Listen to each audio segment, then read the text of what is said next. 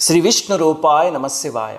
పూజ చేస్తున్నప్పుడు చేస్తున్న పూజ మీద మనస్సు నిలవట్లేదండి, యాంత్రికంగా అయిపోతుంది. ఆ మనస్సు నిలపడానికి ఏమన్నా టెక్నిక్ ఉందా అని అడుగుతున్నారు చాలామంది.